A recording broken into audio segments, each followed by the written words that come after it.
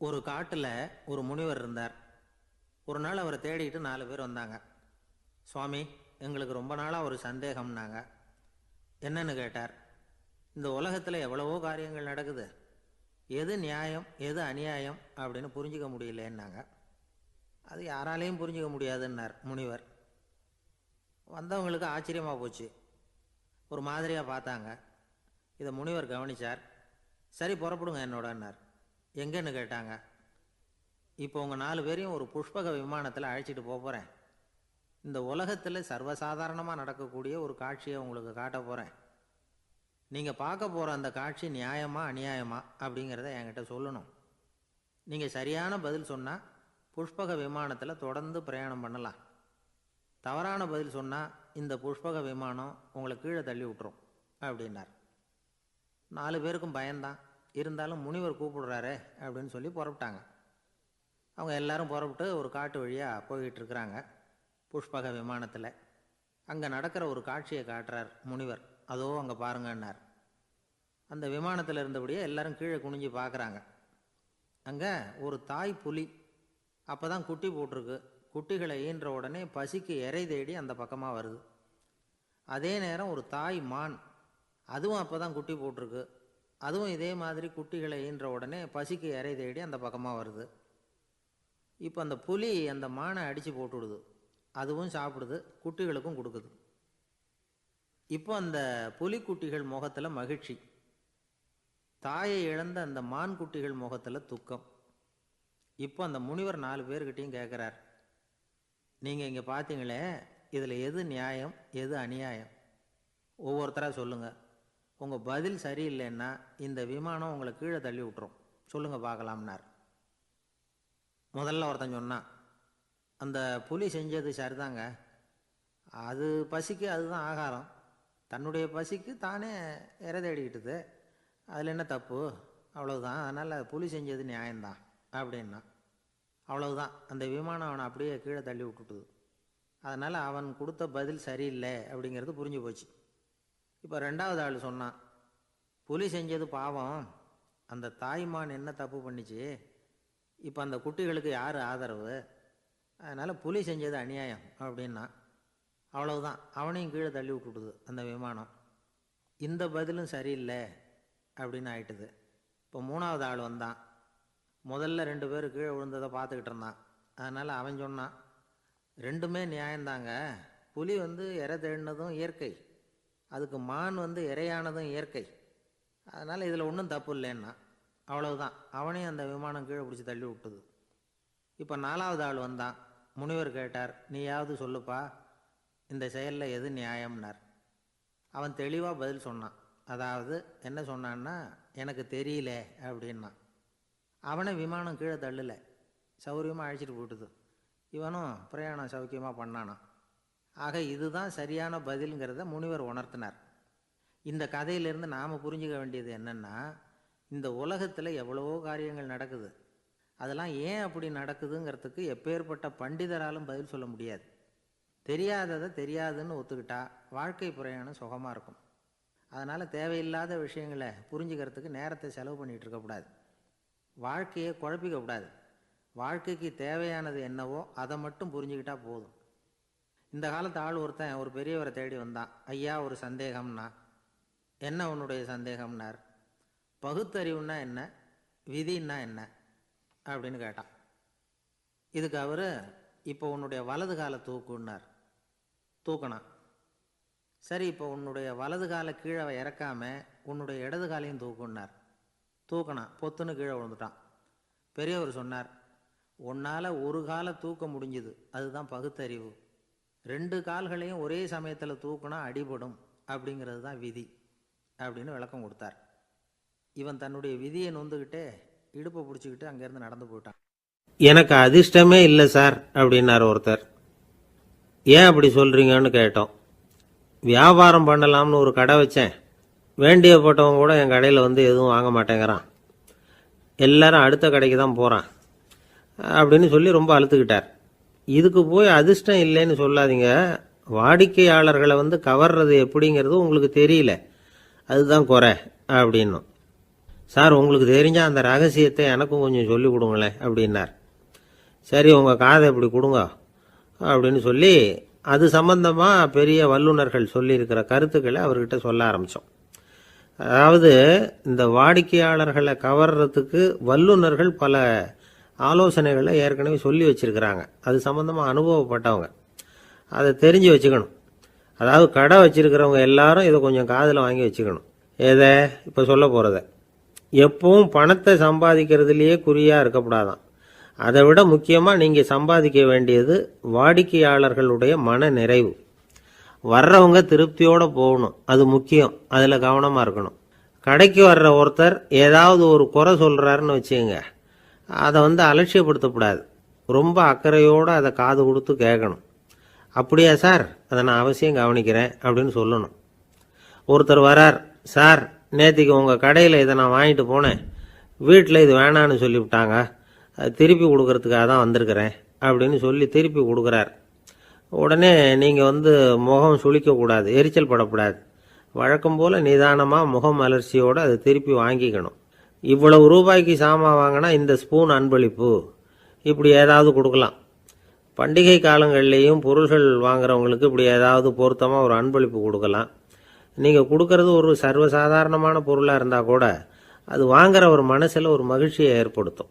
எதுவும் உங்களால் கொடுக்க முடியலன்னா உங்கள் முகம் நிறைஞ்ச சிரிப்பையாவது கொடுங்க, அது போதும். உங்கள் கடையில் இல்லாத ஒரு பொருளை வாடிக்கையாளர் கேட்குறார், உடனே இல்லைன்னு முகத்தில் அடித்தது மாதிரி சொல்லிடக்கூடாது. கொஞ்சம் உட்காருங்க சார் அப்படின்னு சொல்லி உங்கள் பணியாளர் யாரையாவது அனுப்பி வெளியிலேருந்து வாங்கிட்டு வர சொல்லி அவர்கிட்ட கொடுக்கலாம். சில பேர் உங்கள் கடைக்கு வரும்பொழுது அவங்க வீட்டு குழந்தைகளையும் கூப்பிட்டுக்கிட்டு வர்றாங்கன்னு வைங்க. நீங்கள் என்ன செய்யணும்னா அந்த குழந்தைகளை முதல்ல கவனிக்கணும். அது கன்னத்தை கிள்ளணும், அதுக்கிட்ட விளையாடணும், அதுக்கு ஏதாவது மிட்டாய் பிஸ்கட் எதையாவது கொடுத்து அது கவனத்தை கவரணும். அதுக்கப்புறம் பெரியவங்களை கவனிக்கலாம். உங்கள் கடையில் வேலை செய்கிற பணியாளர்கள் சுத்தமாக இருக்கணும், சிரித்த முகம், சுறுசுறுப்பு, இது ரெண்டும் அவங்களுக்கு தேவை. அழுது வடிஞ்சிக்கிட்டு இருக்கக்கூடாது. அப்புறம் இன்னொரு விஷயம், அதிகமாக பொருள் வாங்குற ஒருத்தர்கிட்ட அதிக மரியாதையாகவும் குறைச்சலாக பொருள் வாங்குறவர்கிட்ட வேறு விதமாகவும் நடந்துக்கக்கூடாது. எல்லாருக்கிட்டையும் சமமாக நடந்துக்கணும். 5 ரூபாய்க்கு வாங்கினாலும் சரி, 500 ரூபாய்க்கு வாங்கினாலும் சரி, அவங்கக்கிட்ட நீங்கள் காட்டுற மரியாதையில் வித்தியாசம் இருக்கக்கூடாது. எல்லாத்துக்கும் மேலே உங்கள் கடையில் ஒரு பொருள் வாங்கினா அது உண்மையானதாக இருக்கும், தரமுள்ளதாக இருக்கும் அப்படிங்கிற நினைப்பு ஜனங்களுக்கு வரணும். அதனால் தரமான பொருளையே நீங்கள் உங்கள் கடையில் வச்சுருக்கணும். இது வரைக்கும் நான் சொன்னதையெல்லாம் கவனத்தில் வச்சுக்கிட்டு நீங்கள் கடையை ஆரம்பிச்சிங்கன்னா வியாபாரம் பிச்சுக்கிட்டு போகும். அப்படி போகலன்னா அதுக்கப்புறம் கேளுங்க. ஏன்னா இந்த யோசனைகள்லாம் அனுபவப்பட்டவங்க சொல்லியிருக்கிற யோசனைகள். இந்த யோசனைகளில் நீங்கள் எச்சரிக்கையாக இருக்க வேண்டிய ஒரு விஷயம் உண்டு. அது என்னங்கிறதையும் தெரிஞ்சு வச்சுக்கிறது நல்லது. என்னுடைய நண்பர் ஒருத்தர் வந்தார். சார் உங்கள் யோசனையை கேட்டதுனால நான் ஒரு அறை வாங்கினது தான் மிச்சம்னார். என்ன ஆச்சுன்னு கேட்டேன். எங்கள் கடைக்கு ஒரு பெரிய அம்மா குழந்தைய தூக்கிட்டு வந்தாங்க சார். உங்கள் யோசனைப்படி அந்த குழந்தையோட கன்னத்தை கிள்ளணும்னு முயற்சி பண்ணினேன். திடீர்னு அந்த நேரம் பார்த்து அந்த குழந்தை தலையை குனிஞ்சிக்கிட்டுது. என் கையை குழந்தையோட கன்னத்துக்கு பதிலாக அதை தூக்கிட்டு வந்தவங்க கன்னத்தை கிள்ளிவிட்டுது. அதுதான் இப்படி ஆயிட்டுது அப்படின்னார் கன்னத்தை தடவிக்கிட்டே. ஒரு நாள் ஒரு 10-15 பள்ளிக்கூடத்து பிள்ளைங்க தேடிட்டு வந்தாங்க. உங்களை பார்த்துட்டு தான் போகணும், அதுக்காக தான் வந்திருக்கோம்னாங்க. என்ன விஷயம்னு கேட்டோம். நாங்கள்லாம் கூடி ஒரு முடிவு பண்ணியிருக்கிறோம், அதை உங்ககிட்ட சொல்லணும் அப்படின்னாங்க. அதுவும் ஒரு வாண்டு பையன் அதை சொன்னான். என்ன முடிவு அது அப்படின்னு கேட்டோம் ரொம்ப ஆர்வமாக. அதை இப்போ சொல்ல மாட்டோம், எங்களுக்கு பிடிக்கிற மாதிரி ஏதாவது ஒரு தகவல் சொன்னால் அதுக்கப்புறம் நாங்கள் அதை சொல்கிறோம் அப்படின்னா அந்த வாண்டு பையன். சரி சின்ன பையன்கிட்ட இன்றைக்கி வசமாக மாட்டிக்கிட்டோம் அப்படின்னு நினச்சிக்கிட்டு அவங்களுக்கு தகுந்த மாதிரி ஒரு கதை சொல்ல ஆரம்பித்தோம். அது என்ன கதைன்னா, ஒரு பெரிய காடு, அதில் பலவிதமான மிருகங்கள். அந்த காட்டுக்கு ஒரு சிங்கம்தான் ராஜா. எப்பவும் காட்டுக்கு அது தானே ராஜா. ஒரு பெரிய யானைக்கு இது பொறுக்கலை. என்ன இது எப்போ பார்த்தாலும் இங்கே சிங்கத்துக்கே ராஜா பதவி கிடைக்கிது, நான்லாம் எவ்வளவு பலசாலியாக இருக்கிறேன், அப்படி இருந்தும் எனக்கு அந்த பதவி கிடைக்கலையே அப்படின்னு தனக்குள்ளே பொறுமிக்கிட்டே இருந்தது. ராஜா பதவியை நினச்சி ரொம்ப ஏக்கம், அதுக்கு பதவி மோகம். இந்த சமயம் பார்த்து ஒரு குள்ள நெறி கூட்டம் அதை தேடிட்டு வந்தது. ஐயா பெரியவங்களே, நீங்கள் இந்த காட்டுக்கு ராஜாவாக இருக்க ஆசைப்படுறீங்க, அதில் ஒன்றும் தப்பு இல்லை. ஆனால் அதுக்கு முன்னாடி நீங்கள் எங்கள் கூட்டத்துக்கு கொஞ்ச நாள் தலைவராக இருங்க, அதாவது ராஜாவாக இருங்களேன், உங்களுக்கும் ஒரு ட்ரைனிங் கிடைச்சது மாதிரி இருக்கும். அப்படின்னு சொல்லியிருக்குது இந்த கூட்டம், குள்ளநரி கூட்டம். இதை கேட்ட உடனே யானைக்கு ரொம்ப சந்தோஷம் தாங்கலை. அதுதான் எப்போன்னு பதவிக்காக காத்துக்கிட்டு இருக்குதே. இருந்தாலும் கொஞ்சம் பிகுவோட, சரி நீங்கள்லாம் இவ்வளோ தூரம் என்னை தேடிட்டு வந்து கேட்கறதுனால மறுக்க முடியல அப்படின்னு ரொம்ப ஏதோ அவளுக்கு சிரமப்பட்டு ஒத்துக்கிறது மாதிரி ஒத்துக்கிட்டது. ஏதோ உங்கள் ஆசைக்கு கட்டுப்படுறேன், கொஞ்ச நாள் உங்கள் கூட்டத்துக்கு ராஜாவாக இருக்கிறதுக்கு சம்மதிக்கிறேன் அப்படின்னுது. உடனே அந்த யானை ராஜ நட போட ஆரம்பிச்சிட்டுது. யானை சாதாரணமாக நடந்தாவே எப்படி இருக்குங்கிறது நமக்கு தெரியும். அதுவே ராஜ நட நடந்தால் எப்படி இருக்கும் கற்பனை பண்ணி பாருங்கள். யானை முன்னாடி கம்பீரமாக போய்கிட்டு இருக்குது, தலைவர் இல்லையா, அதனால் குள்ள நரிகள்லாம் ரொம்ப அடக்கமாக அது பின்னாடி அணிவகுத்து போயிட்டு இருக்குது. ராஜா வாழ்க, மன்னர் வாழ்க அப்படின்னு கோஷம் வேற. யானைக்கு தலைகால புரியல, அவ்வளவு சந்தோஷம். அந்த யானைக்கு செருக்கு, ஆணவம் எல்லாம் ஏற்பட்டு போச்சு. அதுக்கப்புறம் அது தரையை பார்க்குமா, நிமிர்ந்து நடக்க ஆரம்பிச்சுட்டுது. தரையை பார்க்குறதே இல்லை. அப்படி போயிட்டுருக்கிறப்போ ஒரு சதுப்பு நிலத்தில் திடீர்னு காலை வச்சுட்டுது. அவ்வளோதான், கால் உள்ளே போட்டுது. இன்னொரு காலை எடுத்து வச்சுது, அதுவும் உள்ளே போட்டுது. அந்த 2 காலையும் எடுக்கிறதுக்காக அடுத்த 2 காலையும் அழுத்திச்சு, அதுவும் உள்ளே போக ஆரம்பிச்சுட்டுது. இப்போ 4 காலம் வசமாக சேத்துல அழுந்தி போச்சு, எடுக்க முடியல. குள்ள நரிகள்லாம் அதை சுற்றி வந்தது. சிலது சுற்றி நின்று டான்ஸ் ஆட ஆரம்பிச்சுட்டுது யானையை பார்த்துட்டு. இதை யானை பார்த்தது. என்ன இது தலைவர், நான் தவிச்சிக்கிட்டு இருக்கிறேன், தொண்டர்கள்லாம் சுற்றி நின்று வேடிக்கை பார்த்துக்கிட்டு இருக்கிறீங்க, டான்ஸ் ஆடுறீங்க அப்படின்னு கேட்டுதான். தொண்டர்களே, தலைவர் நான் தவிச்சிக்கிட்டு இருக்கிறது உங்களுக்கு தெரியலையா? இப்போ உடனே உங்கள் தலைவரை காப்பாற்ற வேண்டியது உங்கள் கடமை இல்லையா அப்படின்னு கத்துச்சான் அந்த யானை. குள்ள நரிகளில் ஒன்று முன்னாடி நின்று அந்த யானையை பார்த்து தான், தலைவரே எங்களுக்கு ரொம்ப நாளாக ஒரு ஆசை, அந்த ஆசையை நிறைவேற்றிக்கிறதுக்காகத்தான் உங்களை எங்கள் தலைவராக ஏற்றுக்கிறோம்னு சொன்னோம் அப்படின்னு தான். என்ன ஆசைன்னு கேட்டிருக்கு யானை. யானை கறி சாப்பிட்டு பார்க்கணுங்கிறது எங்களுக்கு ரொம்ப நாளாக ஆசை, அது இன்றைக்கி தான் நிறைவேற போகுது அப்படின்னு தான் அந்த நரி. இதை கேட்ட உடனே அந்த யானை அப்படியே மூர்ச்சி ஆகிட்டு தான். நரிகள்லாம் அது மேலே ஏறி குதற ஆரம்பிச்சுட்டு தான். பதவி மேலே இருந்த பேராசை அந்த பலசாலியான யானையையே மாட்டி விட்டுட்டுது பார்த்தீங்களா அப்படின்னு சொல்லி முடித்தோம் இந்த கதையை அந்த சின்ன பிள்ளைங்கக்கிட்ட. சரிங்க, இப்போ நாங்கள் உங்களை தேடி வந்த விஷயம் என்னங்கிறத சொல்லவா அப்படின்னா ஒரு வாண்டு பையன். சீக்கிரம் சொல்லு தம்பி, சஸ்பென்ஸ் தாங்கலை அப்படின்னோம். அவன் மெதுவாக எங்களை பார்த்து சொல்கிறான், எங்களுக்கு கொஞ்ச நாள் நீங்கள் தலைவராக இருந்தால் தேவலை அப்படின்னா. ஒரு நாள் காலை நேரம் ஒரு குரு படுக்கையை விட்டு எழுந்திருக்கிறார். உடனே சீடர்களை பார்த்து எல்லாரும் இப்படி வாங்கங்கிறார். எல்லாரும் வர்றாங்க வேகமாக. என்னங்க வேணும் உங்களுக்கு அப்படிங்கிற மாதிரி எல்லாரும் குருவை பார்த்தாங்க பயபக்தியோட. குரு அந்த சீடர்களை பார்த்து, இதை பாருங்கள், இப்போ நான் ஒரு சிக்கலான விவகாரத்தில் மாட்டிக்கிட்டு இருக்கிறேன், அதை நீங்கள் தீர்த்து வச்சா நல்லதுன்னார். சீடர்களுக்கு ஒன்றும் புரியல. என்ன இது இவர் இப்படி சொல்கிறாரு, நமக்குள்ள எல்லா விவகாரங்களையும் தீர்த்து வைக்கிறவர் நம்ம குருநாதர், அவருடைய விவகாரத்தை நாம் தீர்த்து வைக்கிறதா, ஆச்சரியமாக இருக்குதே, குருநாதருக்கே சிக்கலா அப்படின்னு யோசனை பண்ண ஆரம்பித்தாங்க. இருந்தாலும் ரொம்ப பணிவாக கேட்டாங்க, சுவாமி உங்களுக்கே சிக்கலா? இந்த உலகத்து சிக்கல்களுக்கும் சிரமங்களுக்கும் அப்பாற்பட்டவர் அல்லவா தாங்கள், அப்படிப்பட்ட உங்களுக்கு சிக்கல்னா அது எப்படி அப்படின்னாங்க. எனக்கு ஏற்பட்டிருக்கிற சிக்கல் அவ்வளவு பெருசு, ரொம்ப பெரிய விவகாரம் அது அப்படின்னார் குரு. கொஞ்சம் விவரமாக சொல்லுங்க அப்படின்னாங்க இவங்க. இப்போ அந்த குரு விவரத்தை சொன்னார். அதாவது நேற்று ராத்திரி நான் ஒரு கனவு கண்டேன். அந்த கனவில் நான் ஒரு பட்டாம்பூச்சியாக மாறிட்டேன். அப்படி மாறி ஒவ்வொரு மலராக பறந்து போய் உட்காந்து தேன் சாப்பிட்டேன் அப்படின்னார். சீடர்கள் இதை கேட்டதும் ரொம்ப திகைச்சு போயிட்டாங்க. என்ன இது ஒரு பெரிய பிரச்சனையா? ஒரு சாதாரண கனவு கண்டதுக்காகவா இந்த காலை வேளையில் நம்மளையெல்லாம் குருநாதர் இவ்வளவு அவசரமாக கூப்பிட்டுருக்கார் அப்படின்னு நினச்சாங்க. இருந்தாலும் கேட்டாங்க, இதில் என்ன சிக்கல் சுவாமி? கனவுங்கிறது எல்லாருக்கும் வரத்தானே செய்யும் அப்படின்னார் ஒரு சீடர். சீடர்களே, பிரச்சனை அது இல்லை. நான் இன்னைக்கு காலையில் கண்ணு முழிச்சு பார்த்தப்போ நான் நானாக மறுபடியும் மாறிட்டேங்கிறத தெரிஞ்சுக்கிட்டேன். இதில் சிக்கல் என்னன்னா, இப்போ அந்த பட்டாம்பூச்சி தான் நானாக ஆயிட்டதாக கனவு கண்டுகிட்டு இருக்கா அப்படிங்கிறது தான். ஒரு மனுஷன் பட்டாம்பூச்சி ஆகிறதாக கனவு காண முடியுங்கிறப்போ அந்த பட்டாம்பூச்சியும் மனுஷனாக ஆகிறதாக கனவு காண முடியும் இல்லையா? இப்போ எனக்கு யதார்த்த நிலை தெரியணும், எது நிஜம்னு தெரியணும். நேற்று ராத்திரி நான் கண்டது கனவா, அல்லது இது பட்டாம்பூச்சி கண்டுகிட்டு இருக்கிற கனவா? இதுதான் குரு கேட்ட கேள்வி. இதை கேட்டதும் சீடர்கள் ரொம்ப குழம்பி போயிட்டாங்க. சுவாமி, இது வரைக்கும் நாங்கள் தூங்குறப்ப பார்க்கறது கனவுன்னும் மூழ்கிட்டு இருக்கிறப்ப பார்க்கறது நனவுன்னு நம்பிக்கிட்டு இருக்கிறோம். இப்போ எங்களை ரொம்ப குழப்பிட்டீங்க, இதுக்கு பதில் சொல்ல எங்களுக்கு சக்தி இல்லை அப்படின்னு சொல்லிவிட்டாங்களாம். அதுக்கப்புறம் அந்த குரு சொன்னாராம், நினைவு தான் முக்கியமான அம்சம். முடிவு கட்டம்னா பகலின் நினைவுகளை விட இரவின் கனவுகளே ரொம்ப உண்மை. ஒருத்தன் தூங்க போனால் தூங்கிக்கிட்டே இருந்தால் அவன் காணும் கனவு பொய்ங்கிறத அவன் உணர மாட்டான். ஒவ்வொரு கனவும் காணும் பொழுது அது ரொம்ப உண்மையாக தான் தெரியுது. ஒரு கனவு கூட உண்மை இல்லைன்னு கனவுல தோன்றுவதே இல்லை அப்படின்னார் குரு. அகில வாழ்வு அத்தனையும் சொற்பனம் கண்டாய் அப்படிங்கிறார் தாயுமானவர். ஆகையினால நம்ம கனவுலேருந்து நாம் என்னைக்கு முழிச்சிக்க போகிறோம் அப்படிங்கிறது தான் ஒரு முக்கியமான கேள்வி.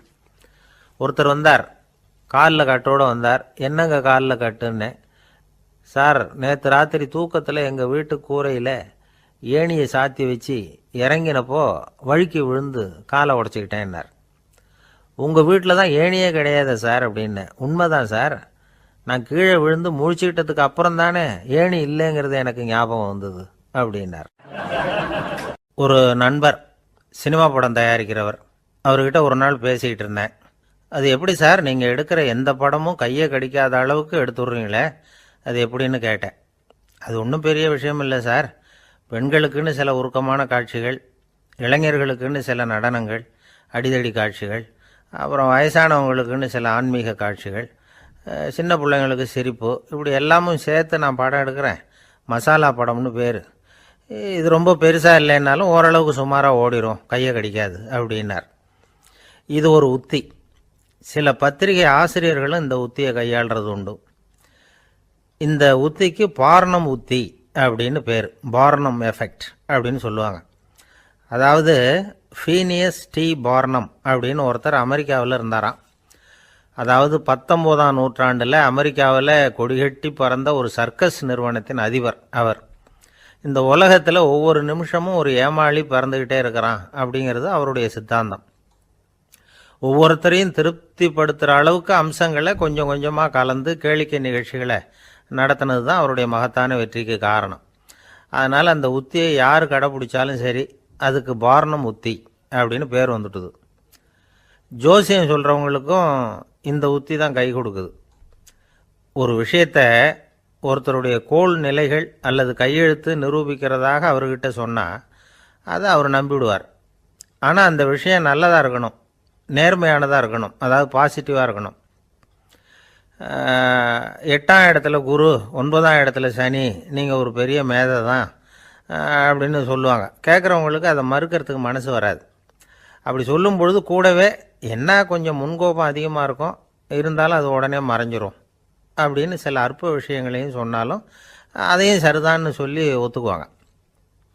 ஆளுமையை எடை போடுகிற ஒரு நிறுவப்பட்ட உத்தியின் மூலமாக தன்னுடைய குணாதிசயங்கள் கண்டுபிடிக்கப்பட்டதாக அவர் நம்புறது தான் இதுக்கு காரணம். இந்த மாதம் பணத்தட்டுப்பாடு கொஞ்சம் இருக்கும், உடம்புல ஏதாவது கொஞ்சம் அசௌகரியம் இருக்கும், வீட்டுக்குள்ளே லேசாக மனஸ்தாபம் வரலாம். இது மாதிரி பொதுப்படையாக சிலதை சொன்னாலே போதும், மக்களை நம்ப வச்சுடலாம். இதெல்லாம் நமக்கு மட்டும்தான் ஏற்படுது அப்படின்னு சொல்லி அவங்க நினைக்கிறது தான் காரணம். இதுதான் பார்னம் உத்திங்கிறது. மனிதர்கள் பாராட்டுகளை விரும்புகிறதும் விமர்சனங்களை வெறுக்கிறதும் பார்னம் உத்தியின் அடுத்த கூறு. அதனால் ஒருத்தருக்கு ஜோசியம் சொன்னாலும் சரி, அவருடைய ஆளுமையை மதிப்பிடுறதாக இருந்தாலும் சரி, அவரை புகழற மாதிரி இருந்தாலும் சரி, அப்படி இருந்தால் தான் அது சரியாக இருக்கும். சாதகமான விஷயங்களை அதிகமாகவும் பாதகமான விஷயங்களை நாசூக்காகவும் சொன்னால் மக்கள் அதை நம்பிவிடுவாங்க. ஒருத்தரை கருமின்னு சொன்னால் ஏற்றுக்க மாட்டார். அதையே கொஞ்சம் மாற்றி நீங்கள் கொஞ்சம் சிக்கனமான ஆசாமி அப்படின்னு சொன்னால் நீங்கள் சொல்கிறது சரிதான் சார் அப்படிம்பார். நீங்கள் பெரிய செலவாளி தான், இருந்தாலும் நல்ல விஷயங்களுக்கு தான் செலவழிப்பீங்க அப்படின்னு சொல்லணும். இப்படி இந்த பார்னம் உத்தியை கடைபிடிச்சி இன்றைக்கி வெற்றிகரமாக காலம் தள்ளுறவங்க நிறைய பேர் இருக்கிறாங்க. இந்த உலகத்தில் ஒவ்வொரு நிமிஷமும் ஒரு ஏமாளி பறந்துக்கிட்டே இருக்கிறான் அப்படிங்கிறது தான் ஃபீனியஸ் பார்னம் அவர்களுடைய நம்பிக்கை. அதை விட அடுத்தவங்களை ஏமாளியாக நினைக்கிற மனுஷர்கள் தான் இன்றைக்கி உலகத்தில் ரொம்ப அதிகம். ஒருத்தர் தன்னுடைய மேல் அதிகாரிகிட்ட போய், ஐயா ஒரு நாள் லீவு வேணும் என் தங்கச்சிக்கு கல்யாணம் அப்படின்னார். அவர் பார்த்தார். ஒரு 10 நிமிஷம் வெளியில் இருங்கன்னார். 10 நிமிஷம் கழித்து கூப்பிட்டார். இதை பாருங்கள், நீங்கள் சொல்கிறது பொய். இப்போ உங்கள் தங்கச்சிக்கு ஃபோன் பண்ணேன். அவங்க தனக்கு 2 வருஷத்துக்கு முன்னாடியே கல்யாணம் ஆகிட்டதாக சொல்கிறாங்க அப்படின்னார். உடனே இவர் சொன்னார், சார், இப்போ நீங்கள் சொல்கிறதும் பொய்யாக தான் இருக்கணும். ஏன்னா நிஜமாக எனக்கு ஒரு தங்கச்சியே கிடையாது அப்படின்னார். சில பேர் ஆளை பார்த்தா 60 வயசு மாதிரி தோணும். உண்மையான வயசு என்னன்னு பார்த்தா 40 அல்லது 45ம்பாங்க. சில பேரை பார்க்குறதுக்கு 45 மாதிரி தெரியும், உண்மையிலேயே 65 தாண்டி இருப்பாங்க. ஒரு மனிதனுக்கு 2 வகையான வயது உண்டுங்கிறார் ஓஷோ. அதாவது உடம்புக்குன்னு ஒரு வயசு, மனசுக்குன்னு ஒரு வயசு. முதல் உலக மகாயுத்தம் நடந்தது இல்லையா, அது முடிஞ்சதுக்கு அப்புறம் முதல் தடவையாக மனிதனின் மூளை வளர்ச்சியை பற்றி மனநல வைத்தியர்கள் ஒரு கணக்கெடுப்பு சோதனை நடத்தினாங்களாம். அது வரைக்கும் மனிதனுக்கு 2 வகையான வயது உண்டுன்னு யாரும் சிந்திச்சதே இல்லையா. அந்த உலக மகாயுத்தம் முடிஞ்சதுக்கு அப்புறம் மனிதனுடைய சராசரி மனதின் வயதை கணக்கிட்டு பார்க்கும் பொழுது அவங்களுக்கெல்லாம் ரொம்ப அதிர்ச்சியாக இருந்துதான். ஏன்னா அது ரொம்ப பின்தங்கிய நிலையில் இருந்திருக்கு, வளர்ச்சி அடையாத நிலையில் இருந்திருக்கு. அவங்க கண்டுபிடிச்ச பிரகாரம் அப்போ மனசோட சராசரி வயசு என்ன தெரியுமா, 14. அப்படின்னா பார்த்துங்க, உடல் ரீதியாக ஒருத்தரோட வயசு 70 கூட இருக்கலாம், ஆனால் மனசோட வயசு 14 தான். இதுக்கு நேர்மாறாக அமைஞ்சு போச்சுன்னு வச்சுங்க. அதாவது ஒருத்தருக்கு உண்மையிலேயே 14 வயசு, அதாவது உடலோட வயசு 14, அவரோட மனசின் வயசு 70ன்னு வச்சுக்கோங்க. இப்படி அமைஞ்சுட்டுதுன்னா அவர் சீக்கிரம் ஞானத்தன்மை அடைஞ்சிருவார் அப்படின்னு அர்த்தம். இப்போ நமக்கெல்லாம் உடம்போட வயசு மனசோட வயசு ரெண்டும் ஒன்றா இருந்துட்டால் அதுவே போதும், அதுவே பெரிய விஷயம். இப்போ எமர்சன் கிட்ட போய் ஒருத்தர் கேட்டாராம், உங்கள் வயசு என்ன அப்படின்னு. அவர் உடனே பதில் சொல்லியிருக்கார், 360 வருஷம் அப்படின்னாராம். கேட்டவர் குழம்பி போயிட்டார். அவர் என்ன சொல்கிறாரு, 360 வயசா? என்ன நம்ம காதில் தான் சரியாக விழலையா? எமர்சன் எப்பவும் உண்மையை பேசுகிற ஒரு சிறந்த அறிவாளி, அவர் இப்படிலாம் பொய் சொல்ல மாட்டாரே அப்படின்னு ஒரு யோசனை பண்ணிக்கிட்டே இவர் மறுபடியும் அவர்கிட்ட போனாராம். ஐயா, நீங்கள் சொன்னது சரியாக என் காதில் விழலை, அதனால் மறுபடியும் கேட்குறேன், உங்கள் வயசு என்ன அப்படின்னாராம். எமர்சன் மறுபடியும் சொல்லியிருக்கிறார், 360 வருஷம்னு. வந்தவருக்கு உண்மையிலேயே அதிர்ச்சியாக போட்டுது. அதுக்கப்புறம் மெதுவாக ஆரம்பித்தாராம், ஐயா, நீங்கள் சொல்கிறத என்னால் ஏற்றுக்க முடியாது. எப்படி பார்த்தாலும் இப்போ உங்களுக்கு வயசு ஒரு 60க்கு மேலே இருக்காதுன்னு நினைக்கிறேன் அப்படின்னாராம். நீங்கள் சொல்கிறது சரிதான், அது என் உடம்போட வயசுன்னாராம் எமர்சன். அப்படின்னா ஏற்கனவே நீங்கள் சொன்னது அப்படின்னு கேட்டிருக்கார், அது என் மனசோட வயசு அப்படின்னாராம். நம்மளை பொறுத்த வரைக்கும் அறிவு தூசு படிஞ்சிருக்கு, அது மாதிரியே அன்பும் மாசுபட்டிருக்கு. இது ரெண்டையும் சுத்தம் பண்ண வேண்டியிருக்குது. அப்போ தான் நாம் சரியான வயசில் வாழ முடியும். ஒரு ஆசாமி இருக்கிறார், அவருக்கு உடம்போட வயசு அதிகம், மனசோட வயசு ரொம்ப குறைச்சல், குழந்த மாதிரி. அவர் ஒரு ஆஸ்பத்திரியில் படுத்திருக்கிறார். நர்ஸம்மா எல்லாருக்கும் மருந்து கொடுத்துட்டு போகிறாங்க. கொஞ்ச நேரம் கழித்து திரும்பி வந்தாங்க. அப்போ இவர் அந்த அம்மாவை கூப்பிட்டு சொல்கிறார், இதை பாருங்கள் சிஸ்டர், நீங்கள் எல்லாருக்கும் சின்ன சின்ன மாத்திரையாக கொடுத்துட்டு எனக்கு மட்டும் நீளமான மாத்திரையாக கொடுத்துட்டீங்க. முழுங்கிறதுக்கு ரொம்ப கஷ்டமாக போச்சு. இனிமேல் எனக்கும் சின்ன மாத்திரையாக கொடுங்க சிஸ்டர் அப்படின்னாராம். அந்த அம்மா உடனே அதிர்ச்சியாகி தலையில் அடிச்சுக்கிட்டாங்களாம். நான் கஷ்டப்பட்டு மாத்திரையை முழுங்கினத்துக்கு நீங்கள் ஏம்மா தலையில் தட்டிக்கிறீங்க அப்படின்னு கேட்டிருக்காரு இவர்.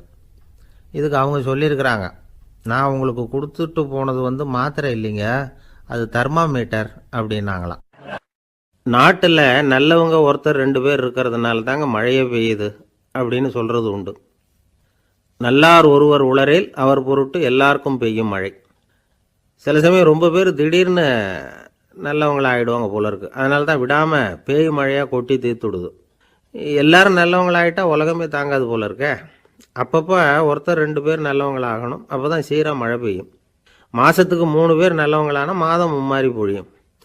இதெல்லாம் வேடிக்கை பேச்சு. இப்போ இதெல்லாம் ஒரு பக்கம் இருக்கட்டும், இப்போ விஷயத்துக்கு வருவோம்.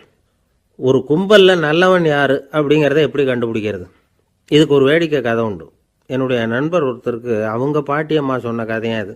அது என்ன கதைன்னா, ஒரு ஊரில் ஒரு சமயம் பலமான மழை பெய்ய ஆரம்பிச்சுட்டு தான். இடி மின்னல் ரொம்ப கடுமையாக இருந்திருக்குது. ஆரம்பித்த மழை வர வர கடுமையாக ஆகிட்டு இருக்குதே தவிர நிற்கிற பாடாக தெரியல. ஊர் ஜனங்கள்லாம் பார்த்தாங்க. இதுக்கு மேலேயும் வீட்டு உள்ள இருந்தால் ஆபத்துங்கிறத புரிஞ்சுக்கிட்டாங்க. ஏன்னா வீடெல்லாம் இடிஞ்சி விழுந்துருமோங்கிற பயம். உடனே எல்லாரும் புறப்பட்டு ஊருக்கு பொதுவாக இருந்த ஒரு மண்டபத்தில் போய் தங்கிக்கிட்டாங்க. மின்னல் கடுமையாக இருந்தது. இடி எந்த நேரத்துலையும் விழலாம்ங்கிற நிலைமை, எப்போ விழலாம்னு பார்த்துக்கிட்டு இருக்குது. அந்த மண்டபத்தில் இருந்த ஜனங்கள் மனசுக்குள்ள ஒரு பயம்.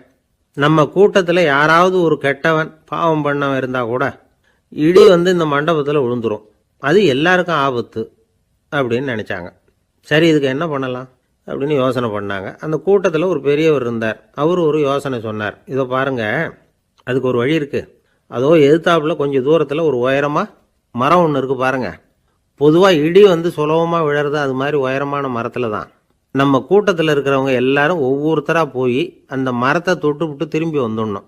நம்மள பாவம் பண்ணவன் யாரோ அவன் அந்த மரத்தை தொடுற சமயத்தில் இடி விழுந்துடும், அவன் மட்டும் போயிடுவான், மண்டபத்தில் இருக்கிற நாமெல்லாம் பொழைச்சிக்கலாம் அப்படின்னு ஐடியா கொடுத்தார் அந்த பெரியவர். இது நல்ல யோசனையாக பட்டது. எல்லாரும் ஒத்துக்கிட்டாங்க. ஒவ்வொருத்தராக போய் அந்த மரத்தை தொட்டு விட்டு திரும்பி வந்தாங்க. இடி எதுவும் விழலை. இன்னமும் பாவம் பண்ண ஆசாமி அதை போய் தொடலை போல இருக்கு அப்படின்னு நினச்சிக்கிட்டாங்க. ஒவ்வொருத்தராக போகிறாங்க, எல்லாரும் போய் தொட்டு விட்டு வந்தாச்சு. இன்னும் ஒரே ஒரு ஆசாமி தான் பாக்கி. கடைசியாக இருந்த அந்த ஆள் பயந்துட்டான். இது வரைக்கும் இடி விழலைன்னா இப்போ என்ன அர்த்தம்? இப்போ நாம தான் பாக்கி, நாம தான் தப்பு பண்ண ஆள் போல இருக்கு அப்படின்னு நினச்சிட்டான். அதனால் துணிச்சலாக போய் தொடுறதுக்கு பயந்தான், தயங்கிக்கிட்டே இருந்தான். இருந்தாலும் மற்றவங்கள்லாம் சும்மா இருப்பாங்களா? கட்டாயப்படுத்தி கழுத்தை பிடிச்சி தள்ளாத குறையா அவனை தள்ளி விட்டாங்க, போய் தொட்டுட்டு வாடான்னு.